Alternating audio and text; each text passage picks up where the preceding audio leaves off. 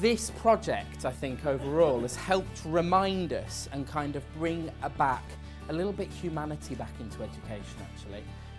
Forget Ofsted for a minute, forget targets for a minute, forget about 3 levels and 4 levels of progress and 5 levels of progress. Of course, all of that is important, but if you haven't got a bit of humanity with what you're doing, if you haven't got those relationships right, then you're not going to get everything else right either, because things are not connecting.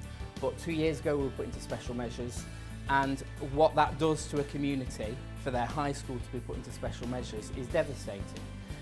And of course, as a school, what we did was we drew up the drawbridge, we shut our windows, we closed our blinds, we concentrated on teaching and learning, we concentrated on the progress of children, we concentrated on all of this stuff, getting all the data right and everything else, and forgot about what was out there, and forgot that there was a community out there that still needed to know our story, that still needed to know what we were doing. And because we forgot about it, what actually happened was our image and what came out of Reddish Vale was driven by gossip, was driven by social media, and was driven by press who might read something about what Ofsted have said about us and then just run away with it. And so what being part of this project has allowed us to do is kind of turn social media and the use of new technology kind of on its head a little bit and use it to our advantage.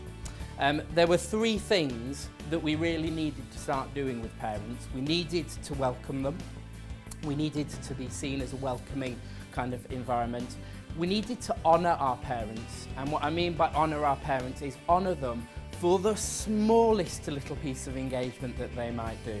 Helen was just talking about, you know, the red carpet treatment. Absolutely. You know, our parents needed to be honoured for the most smallest of things.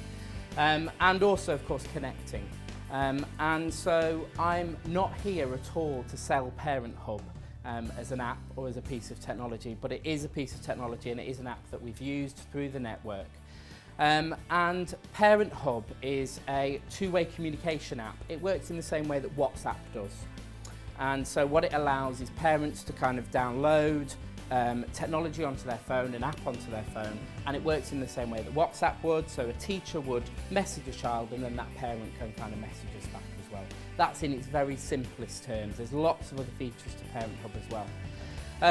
But of course what that started to do was, and Keely and everyone at school is fed up with me talking about this triangle, but it started us to connect the dots of the triangle together. It started with the student at the top to make sure that parents and make sure that school were all talking together. At the start of this project, it was, like I say, very much a broken triangle for us.